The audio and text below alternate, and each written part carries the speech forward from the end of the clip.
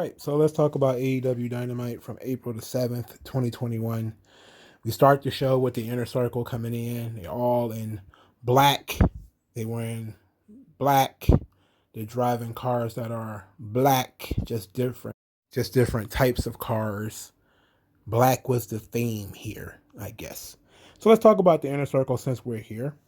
They We got a long monologue from Chris Jericho where he did a mixture of roast, stand-up comedy, fiery babyface, and everything that Chris Jericho can do, where he was clearly reciting some things that he had pre-prepared while also trying to do bits of improv at the same time. So this is a long promo. I don't know what to tackle first. Let's tackle what I liked first. Okay, let's talk about what I liked. What I did like is when he says that MJF has all the potential in the world. He's only 25 years old. Has all the potential in the world. He has no patience. You want to be the GOAT right now. You want to be better than the GOAT right now. I love that.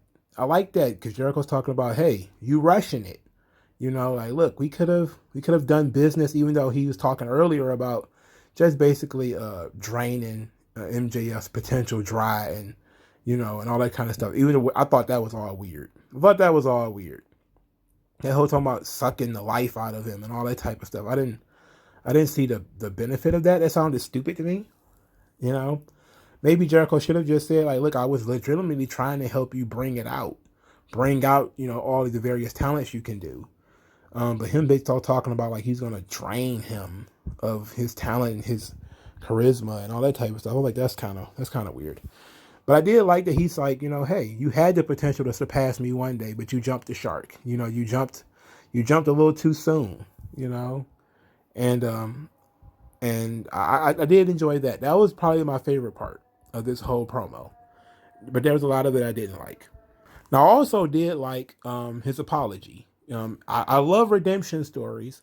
I would have liked for them to actually take the time to tell the redemption story. But basically all they did was Jericho says, hey, in the last several months, we made some really bad decisions. One of them was bringing MJF in. That was my fault. All the stuff that we did with the pineapple, he called him the pineapple at first. I didn't really get over. So then he moved to my jerk off friend. So it was, he started talking about, being apologetic. That he apologized to the fans directly for how the Inner Circle have been behaving the last several months. And I liked that. I would have liked it if they would have given that more time. Instead of expecting to be forgiven immediately, that they would have said, okay, we need to earn your trust. I'm willing to do that. I'm willing to put forth the effort to earn everybody's trust back. That would have been good. I think that would have been good, solid. That would have given the characters something to do going forward, as far as being good guys and staying on the straight and narrow going forward. Now they're just kind of like, oh yeah, we're sorry. Now let's move on to do this roast part. So a lot of the stuff that he said, those were probably my two favorite parts of this long promo that Jericho did. My least favorite part is my jerk off friend. Was the roast part pretty good? It was okay. The roast was okay. So let's go from good to okay. What I did like. Now the okay part is when he was talking about the Pinnacle, he kind of broke them down. We called Tully the third string member of the Horsemen between Ole Anderson and Paul Roma. I'm pretty sure Tully got a kick out of that. When he talked about FTR interchangeable, because I swear to God, it wasn't until recently that I actually remember who is who. But he basically said that too. It's like, are you hack? Are you slash? Are you axe? Are you are you X? Are you smash? I don't know. So I thought those two were funny. The Shawn Spears one, I didn't think that was funny, and I think he botched the Wardlow line where he says that he's got a 15-cent body and $1 million brain. I think he meant to have that the other way around.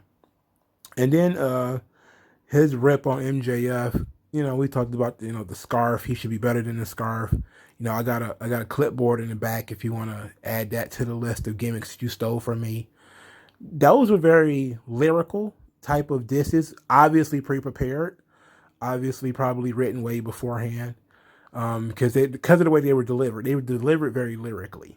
And what I mean by that, even when the roast part, it felt rehearsed, like it was rhyming. Okay. So, like, people don't necessarily always rhyme on purpose. So when you have that sort of lyrical content, that sort of lyrical delivery, it's obviously pre-planned. So I thought that stuff was pretty good. When he basically begged for a swirly chant, that was lame. I thought that was pretty whack. And him calling MJF a mark for himself or a max for himself, I didn't really like all that. I know that's kind of Jericho's shtick, but I was kind of like, it didn't really hit. A lot of the stuff that he did with MJF felt interesting. Some of the stuff that he said, because MJF is kind of did take certain things from Jericho, but he takes things also from other people, Roddy Piper and all of them. Then he challenged him to a blood and guts match, and I was kind of like, okay, okay, I guess this is what we're doing now. We're doing blood and guts matches. All right, so I think that's going to be their version of War Games. It's going to be the first match of the entire feud between these two teams. It's going to be May the 5th. They're just rushing this thing out, and they told me that AEW does long form storytelling, and that they don't hot shot, and that they don't counter program, and they did all of those things here in this one show. They they hot shotted at several angles, and you know what I'm saying, like, oh yeah, we're gonna have a blood and guts match May the 5th. It's kind of like, okay, I guess we really could have. I get that, this feud is kind of hot right now because it's so new, but the Pinnacle were just dead last week. Like, you put a guy's face in the toilet last week. They didn't, and then I can't. Oh my god! Matter of fact, let's just get right into that. Let's talk right about that right now. What happened to Jericho later? I'm looking for it on my notes.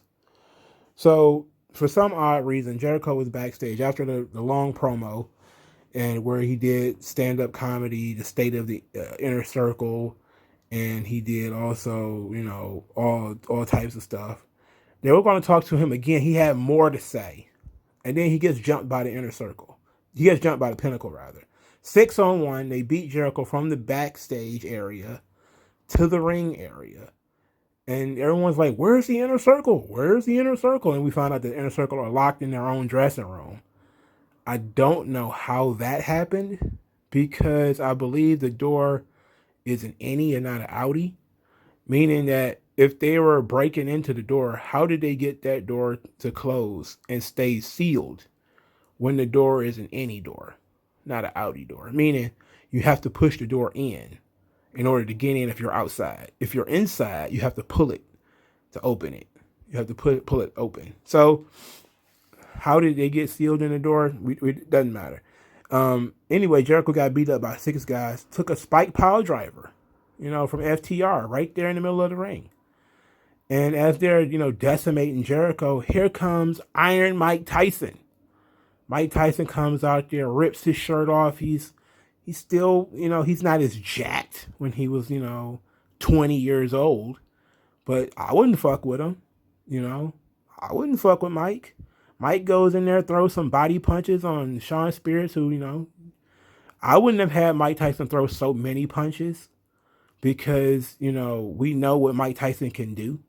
Like, we've seen Mike Tyson throw punches before. We know that if Mike Tyson bare-fisted would have went ham on Shawn Spears, that dude would be in the hospital, right? So I probably would have had him throw one punch to Spears in the jaw. Spears takes a bump. Maybe somebody else takes a punch. Maybe, maybe not Wardlow. Maybe Cash or Dax take a punch. They take a bump. And then the other 3 run. Okay, that probably would have been a little bit better. What they did, though, was they had Mike Tyson take, basically throw these really weird-looking machine gun punches on Shawn Spears, and then take Shawn Spears down and do it the same way, where Spears is trying to cover up, but at the same time, he doesn't know what Mike Tyson is trying to do, so he's not covering up completely. But, eventually he just kind of cowers and, let Mike do whatever it is he was doing. And I was happy for Mike during this whole thing because I know he really wanted to get involved. And he finally was able to get physically involved in a real way in a wrestling thing. So that was cool for him. It was cool to see Mike in that environment. I hate that he got the grisly stench of Shawn Spears on his hands and fists. I hope he took a shower because I can't stand it. I can't believe Shawn Spears was in that position. But again, that's what he's there for. So the Pinnacle get ran off again after getting swirlies and beat damn near to death the previous week. Now they get ran off by a 50-year-old boxer. It's my Iron Mike Tyson. Okay. They could have done it better, but I'm not gonna diss them for the way they did Mike Tyson here. He probably just did what they told him to do. What I will shit on is Jericho taking a spike pile driver and being up literally 2-3 minutes later. If that, I'm maybe being generous when the 2 or 3 minutes later. It's probably about 60 seconds. He was standing up, him and Mike Tyson shaking hands and hugging. I'm just kind of looking like we just buried FTR's thing. Like we buried a 6-on-1 beating and we buried the spike pile driver and everything else that they were doing to Jericho. And then, of course, the Inner Circle had come out there and helped Mike Tyson. So I was like, okay. I was happy for Mike. Thrilled that Mike Tyson, I know he's a big wrestling fan. This is probably far more fun than sitting at ringside and with just holding a belt. He got to go in there and get physical. He didn't have to sell anything, but so that was fun. But what he actually did, the content could have changed a little bit, in order to protect Mike's reputation and all that type of stuff, and to show the fans that's Iron Mike Tyson. It's the still Mike Tyson. If you get punched by Mike Tyson, you go down. Versus what happened with Shawn Spears, where he basically just turtled up, and then he even went into the corner and just kept letting Mike Tyson throw punches. They should have just told him, look, throw a punch, work it, but throw a punch. And Shawn's gonna, he's a professional. He's gonna take it and boom, he's gonna flop, and he's just gonna lay there. And then somebody else is gonna feed you another one. Go bop, hit that guy. He's gonna go down too. Then Tully's gonna scatter, MJF's gonna scatter, and Wardlow's gonna protect MJF, and he's gonna, scatter too. And then here comes the Inner Circle as they try to circle him or whatever, because they heels, they can be vultures and be like, okay, this is one boxer, we can take him. And then they kind of circle the ring, and then here comes the Inner Circle, and then they flee. And maybe they pull their guys out of the ring, and then they flee. I would have just changed the content a little bit, but this is mostly fine. I wasn't hype about any of this stuff. I was just kind of like, oh, that was interesting. It's of course Jericho doing what Jericho does, which is making sure Jericho's shit is good. Jericho was the fucking star here. So that's about all. That's DVD. That's all, folks. So let's get into the first match. The first match is Adam Page versus Max Caster. I appreciated Max Caster's cheating in this match. I appreciated the cheating of the Acclaimed. Thank you for being actual heels. I appreciated the hell out of that. This made that cheating made this match interesting because I really did not care about this match at all. Because Max Caster, I think they said he was a top contender for the world title, and that's what this match was all about. Is that Max Caster had a winning record or something like that? And but again, if it's on Dark, it doesn't matter. I don't care. And it says a lot where he's one of your top guys, and he's like the rapping guy who does diss tracks. And they even said like he did a diss track on like the Dark Order, or he did a diss track on Adam Page or something, but they didn't show it. Not on this show. They said they claimed they put it on Dark. See, this is where I kind of be a hypocrite a little bit, because at the same, even though I hate when The Miz did it, it was stupid. I didn't want to see it. I didn't like it. I think there's too much song and dance. In this situation, it fits their gimmick for you to just go ahead and show them this record. Again, and it's also because it's a visual medium. You show, you don't tell. All right, you could have showed clips, even though you say, hey, you want to watch the whole video, go watch Dark. But here's some clips of the Hangman Page diss or whatever. That probably would have been a lot more interesting, but I really am tired of all the song and dance. So again, I give Max Cash the credit for cheating. The amount of cheating he did in this match was appreciated. For the first time, it felt like in forever somebody actually felt like a heel on this program. So, but of course, Adam Page wanted a very predictable match. So we get Tony Schiavone talking to Death Triangle. Of course, as usual in Ring of Honor, in AEW, nobody gets a word out before somebody else comes out. So then here comes Schiavone and here comes the Best Friends. Best Friends comes out and they say, hey, it's good to see all you guys back together again. And then he played a clip of them beating him up from a long time ago. And basically saying, we ain't forgot. So Pac says, like, look, you guys, we see you guys want to fight us, but you're not worthy. Like you guys are not in our league. And so the Best Friend said, like, oh yeah, but you say that, but we got more wins than anyone. And I was just like, okay, so our Death Triangle baby faces or heels? I know that, this is an old school question. I get it. We shouldn't be asking questions like who's the baby face and who's the heel anymore. We should be asking who's the stars. But we're talking about storytelling here. We have to have baby faces and heels. We have to have good guys and bad guys. I get that they have a solid reason why they want to fight, even though this was a long time ago.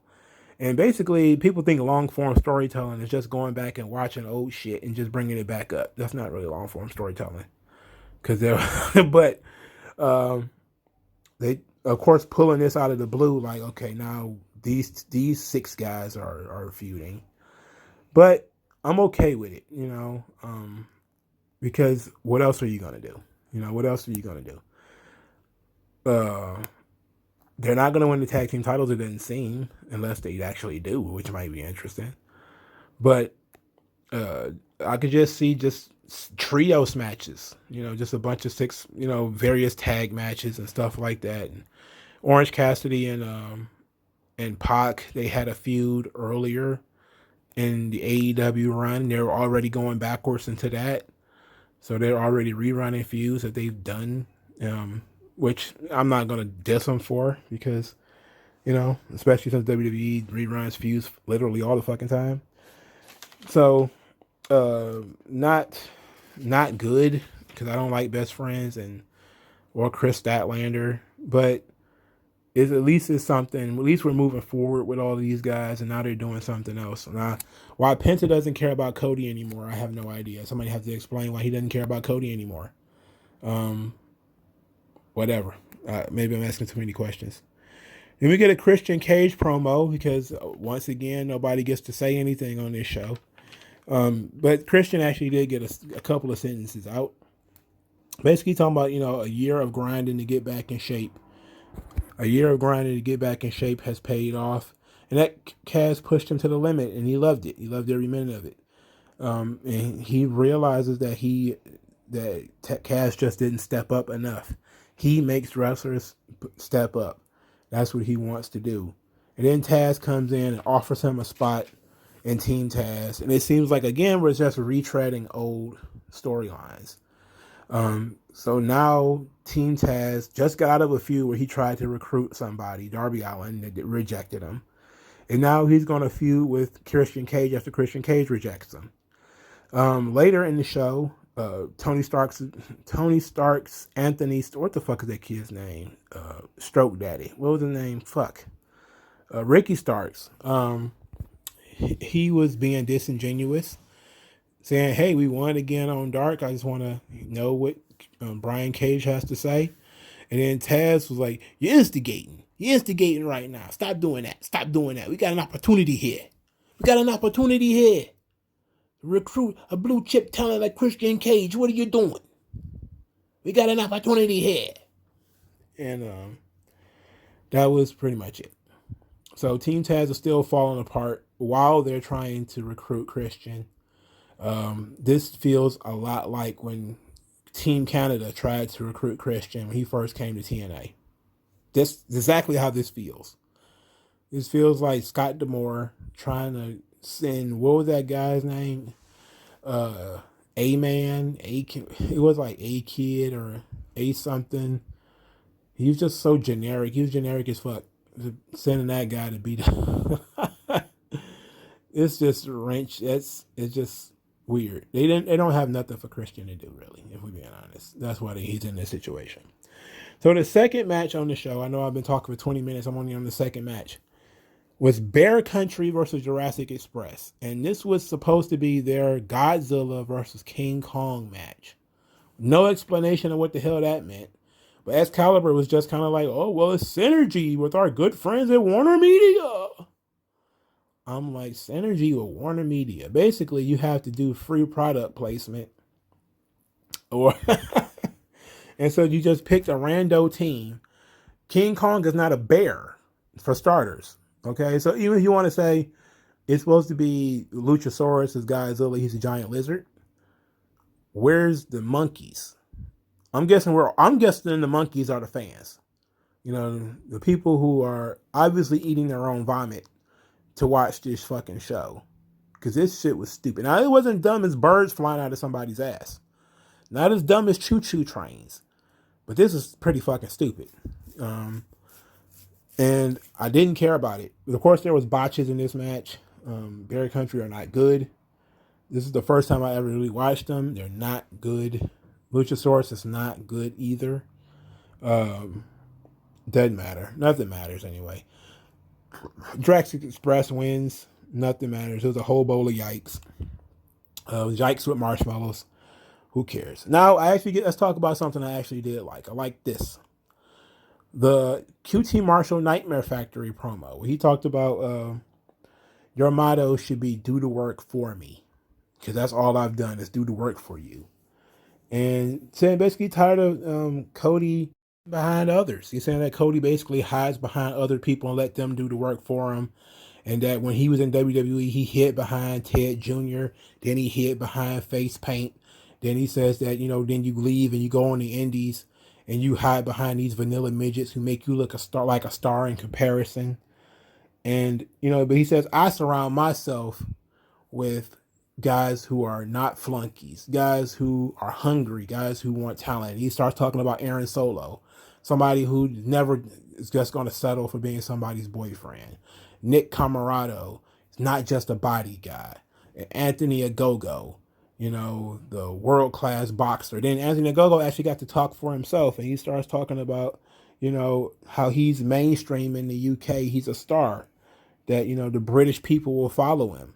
I can do commercials, and I do commercials for business. I knock people out for fun. I was like, this is good. This is really good. I love this. I don't give a fuck about QT Marshall, but these three guys, okay. I'll give Anthony Ogogo not bad on the promo. Okay. Nick Camarado, I have to see. And Aaron Solo, we'll have to see. I knew who Aaron Solo was when I saw him. Because I remember a couple of weeks ago, it came out that him and Bayley had broken up.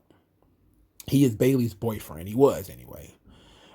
Despite the fact that every time I think about Bayley, I think she's gay. She actually did have a boyfriend. But they brought attention to it. I would think that they shouldn't bring attention to that. I don't think they have to talk about everything. Like, some things are better left undiscussed, Like, I think that thing was better left undiscussed. That's definitely some inside baseball for people who follow the gossip circles of the wrestling media. Like, the thing is, I wouldn't have even known who that guy was. I never seen him on the indies, so I don't know who he is. I didn't know what he looked like. It wasn't until I heard his name that I was like, oh, okay, that's Bayley's boyfriend. But I didn't know what he looked like. So I really don't follow those types of things.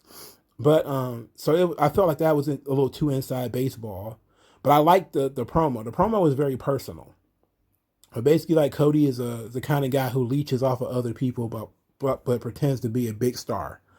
And it felt real personal. It felt real legit. Obviously, I'm pretty sure this stuff was fed to him probably by Jericho, who cut a similar promo earlier in the night where he was basically talking about MJF and all those guys.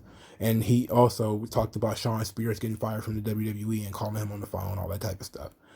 Some of that stuff is a little too inside baseball, like I said, and people don't get it. People don't understand it. They're like, okay, what does that mean? What is a body guy, right? Like when he says Nick Camarado, nobody's going to just call him just a body guy. It's like, what does that mean? You could call him more than muscle. Like you're going to learn he's more than muscle, or something like that. It's a same concept, but it's easier for midwits to understand. Most people are midwits. That's the thing. When you write a story, you write a newspaper article, you write to the reading level of the people you want to read it. You need to perform these shows, these promos, all this type of stuff to the education level of the people you want watching your show. If people can't understand what the fuck is going on in the show, they're not going to watch it. Okay? So a lot of the inside stuff needs to be turned down. Okay? But overall, I love this promo because it's true. There's nothing about it that's not true. It would have been nice if they'd have talked about, how he grew a mustache just to look different. He was hanging out with Aaron Stevens. This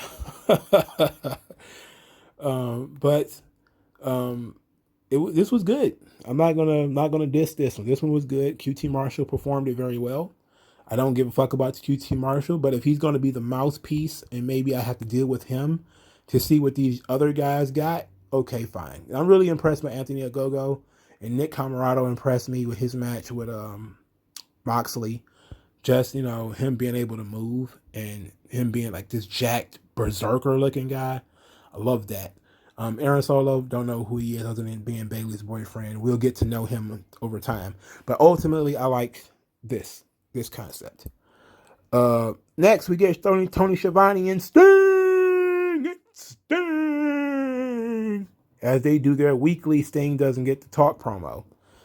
Except for he did actually get to talk this week. So Sting comes out, and before he even says a word, of course, Jake Roberts comes out, calls Darby Allin a gerbil. He's just going to call him various rodents every week. And next week, he's going to call him like a weasel or a beaver or an otter or something like that. He's just going to call him all kinds of shit. Like, where's your opossum? Where's your little opossum buddy? Where's your little opossum buddy? So then he comes in, and Lance Archer's talking about he's tired of AEW's agenda. That he comes in, works main events, and then gets taken off. He comes in, works main events, and gets taken off. He's tired of it.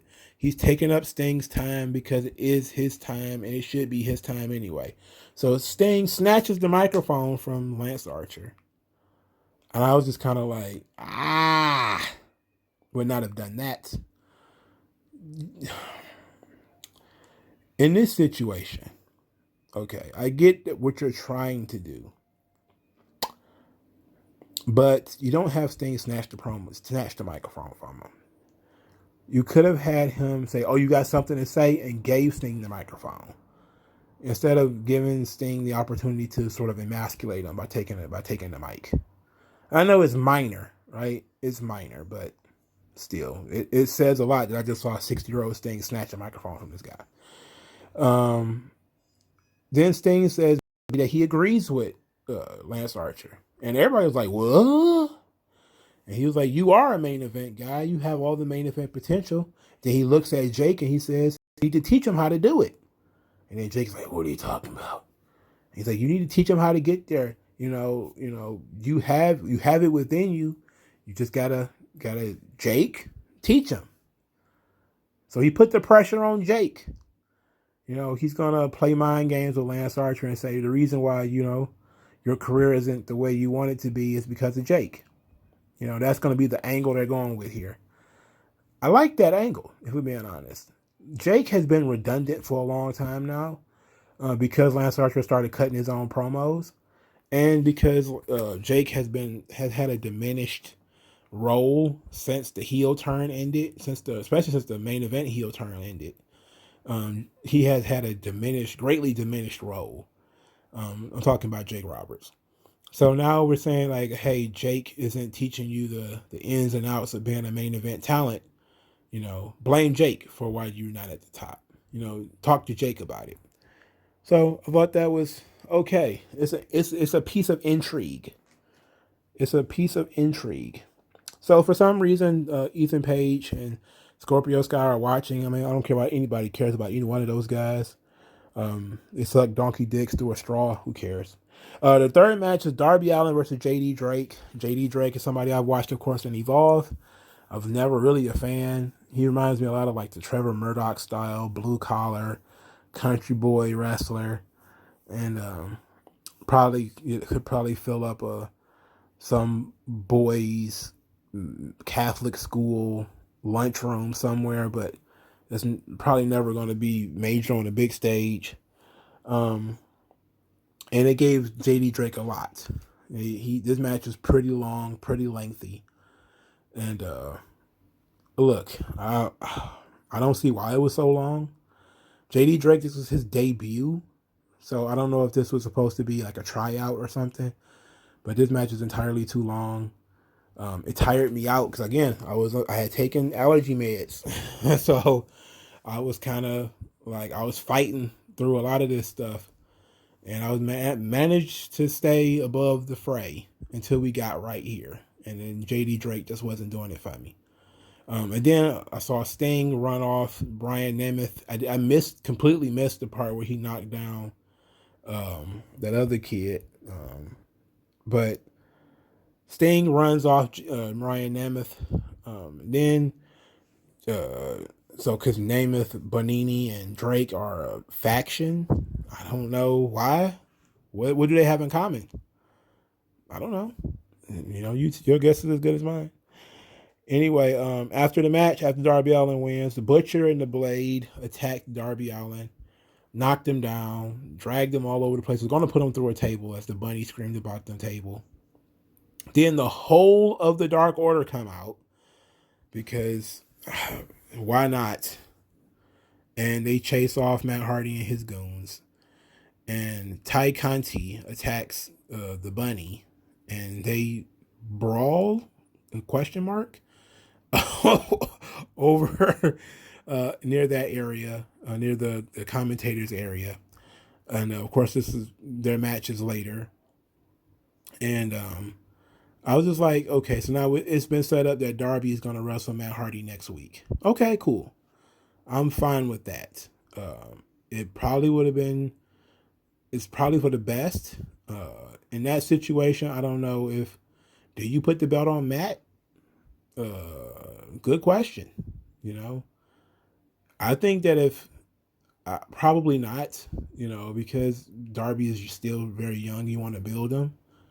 But it's a good solid match for Darby Allin. I can tell you that much. He should shine in that match. If Matt can do, and look, I'm over Matt Hardy wrestling matches. I don't think he should be. But if he's going to wrestle a match, he should wrestle a guy like Darby Allin who could really use it and could really get over doing it. So that's fine. I don't know why the Dark Order saved Darby Allin, why they cared. I guess it's just because it's Matt Hardy. But whatever. It is what it is. So Britt Baker cut a promo.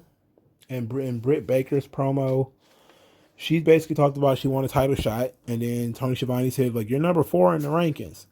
And then she says how, the rankings shouldn't be based on wins and losses. The rankings should be based on TV ratings, merchandise sales, all the types of stuff that, shows that I'm number 1 and that I'm a star. That's what it should be based on. It should be based on star power. But until I can get this changed, you guys don't have to watch me on Elevation and Dark as I get my wins up. And I was just kind of like, is that a shot at how WWE does it? Because WWE doesn't give a fuck about wins and losses either. They don't give a shit. I know that they probably just trying to set that dichotomy between WWE and AEW. But the fact that she's not champion right now anyway is weird. It's They put so much emphasis and so much effort into everything that Britt Baker does. She is meticulously built, and probably far more exposure than any other women's wrestler on the roster. And she's nowhere near the championship. In fact, she's fourth, which is weird. But we'll see. I guess she's going to go quote unquote get her wins up, and then everything's going to be okay. She can finally win the title, and we can just get it started. We got the Bunny versus Ty Conti. This match was all right. I really wasn't paying attention to much of this match. I did see it. I did see the Bunny. Did some pretty decent super kicks. I did like the overhead suplex that Ty Conti did. That was pretty good. I missed the finish. I didn't bother to go back and see it either because I figured it doesn't matter. I don't care. But I did see Ty Conti come out with -1, and nothing makes me, I no longer have the warm and fuzzies when I see that kid anymore. I now start to say to myself, he probably should not be there. I know he's there every week. I know his dad just died. This is probably not for the best. And I don't know. Maybe I know that his mom says, hey, don't criticize, yada, yada, yada. Trying to be respectful, but I just don't see why he's there every week.